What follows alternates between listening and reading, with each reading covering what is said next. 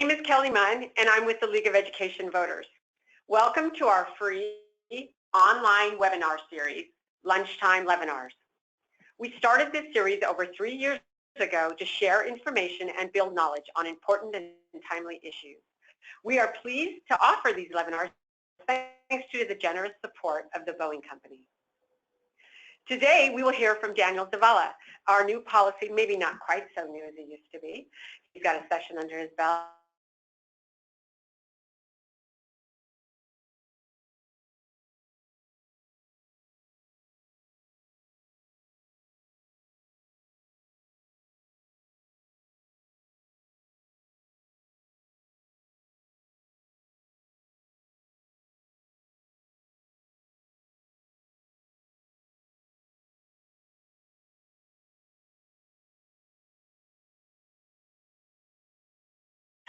Daniel is a Washington native. His career started in the classroom as a bilingual special education teacher after finishing his bachelor's and master's degree at Stanford University. After teaching, he earned his law degree at the University of Washington, focusing on education issues and working with education groups and the Washington State Attorney General's office in the education division. After law school, Daniel worked for Students First on a state law level policy, and most recently served as a deputy director at Tennessee CAN. Before we begin, a couple of housekeeping notes. You'll notice a chat function on the right side of your screen.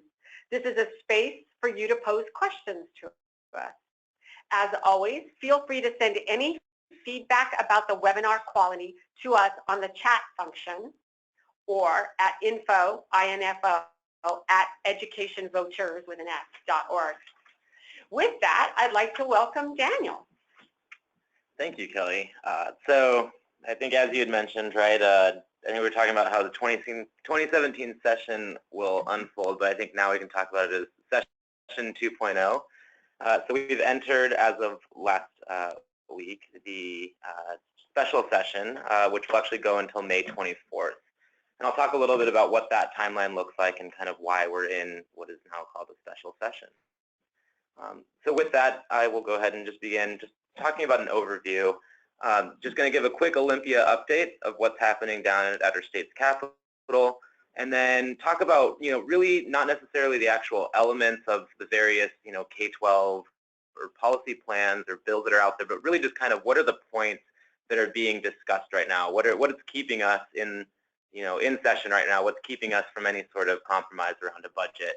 And looking at the funding formula and revenue, then educator compensation, student supports, accountability, and then finishing by talking about what's happening in early learning and higher education as well. So starting with Olympia, so we are in a special session right now, and it is actually likely that we will enter a second one as well. So when May 24th comes around, it is likely that we will be called right back into another one. And the reason for that is that we're actually waiting for the June revenue forecast. So when we have a revenue forecast that has, increased economic outlook around kind of what the state will collect, we can use that in our budgeting. And so that actually just means that there's more money to allocate around different programs. And so as we're thinking about, education funding and, a massive increase in state investment in education, that revenue forecast is helpful in terms of us knowing just how much more we can actually put. So, as we're in special session, it's pretty quiet down in Olympia right now. That said, there's what's called the Gang of 8. So that includes 2 members from each of the 4 caucuses. So that's Senate Republicans, Senate Democrats, House Republicans, and House Democrats as well. And what those individuals are doing is negotiating right now, trying to figure out what is the compromise that all 4 caucuses are they find acceptable and something that resolves 2 things, right? One is the McCleary mandate from the Supreme Court, but also as we're thinking about a historic new investment in education, kind of what are the other things within the education realm that should be funded? And so, before getting into kind of in education, what are the things that are unresolved, it's important to note that education is not the only issue that they're still talking about down in Olympia around budget. So Other things that are happening right now are water, paid family leave, use of deadly force, particularly around our police force, internet privacy. So for those who've been following what's been happening at the federal level, as kind of federal protections around internet privacy have fallen through, the state is debating whether or not we would actually kind of quote unquote pick up the slack where the federal government has decided not to step in.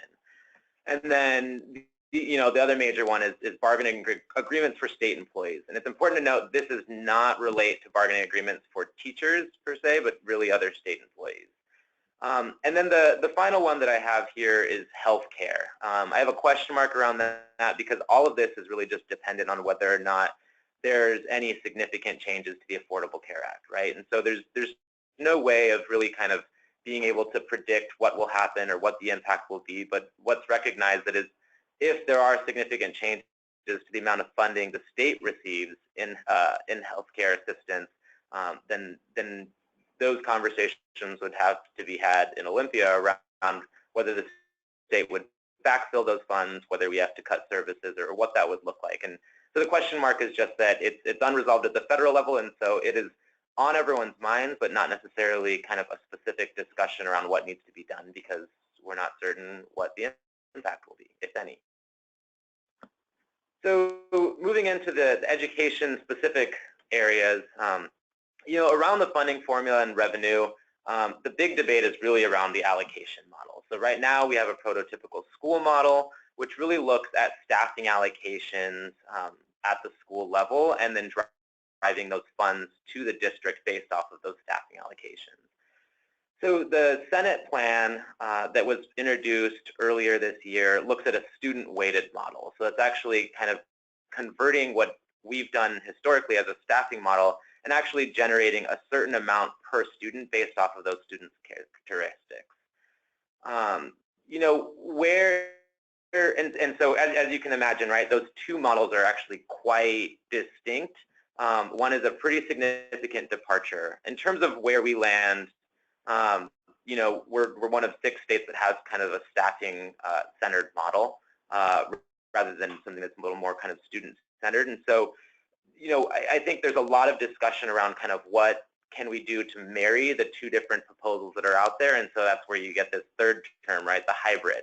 And so I think what we may be looking at is some sort of a hybrid model that looks at kind of a staffing allocation, but recognizing that there are variations across school types based off of the student populations they have. The other major area of debate is levy reform. So if you've been following the legislative session earlier this year, they did pass a 1-year delay on what's been called the levy cliff. That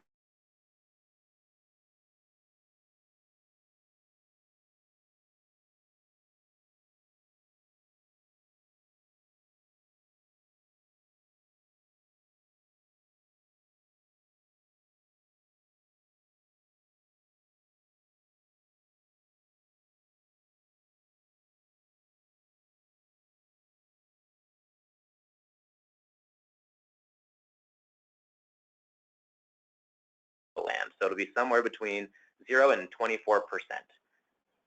And then the final kind of big thing around funding formula and revenue is with this historic investment, it all is going to require significant new revenue. And that means 2 different things, right? So one will come from levy reform, but the other portion of it means that does it come from other programs that the state is offering, so what some may deem to be cuts to other social and human services to pay for education, or does it mean that we actually have to generate new revenue at the state level? And so in addition to that growth that I talked about with the revenue forecast, does that mean that we actually have to look at new taxes across the state?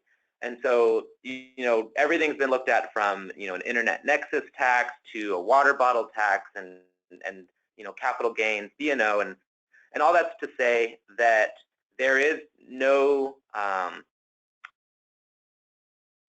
there's no real direction on kind of where things will land. I think as with the allocation model, the same word can be used here in terms of hybrid, right? So, is it going to be a mixture of levy reform and new taxes? Perhaps, but again, that remains to be seen.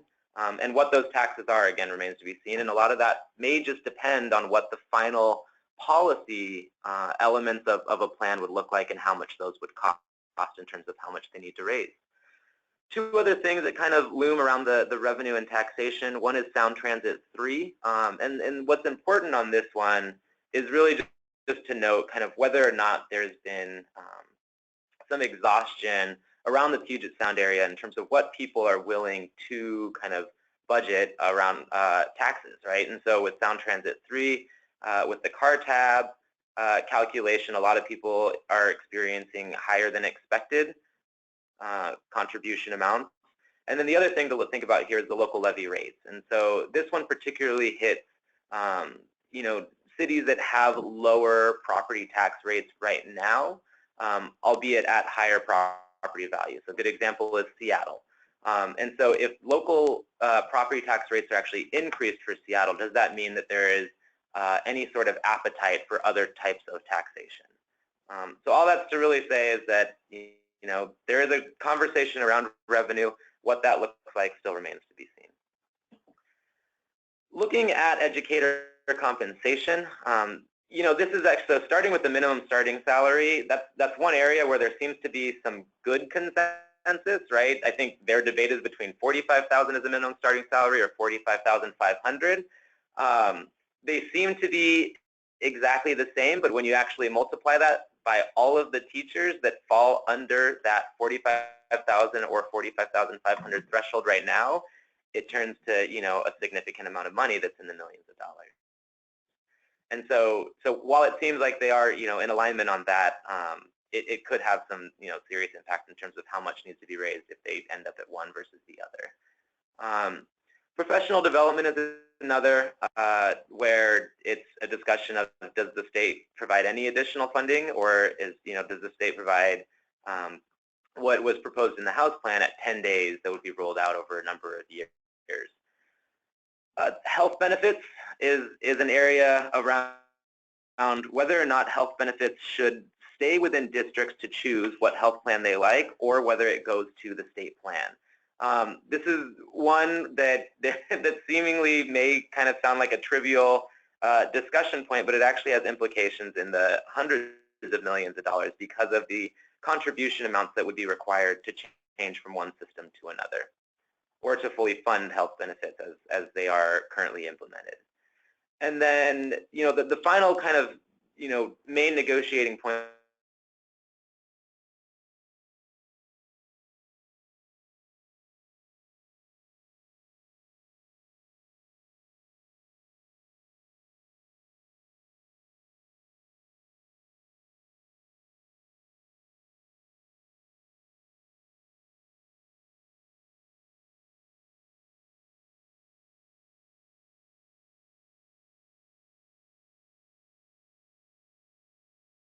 program, the big conversation, you know, there's been discussion that more money should go into that, and there's agreement on that.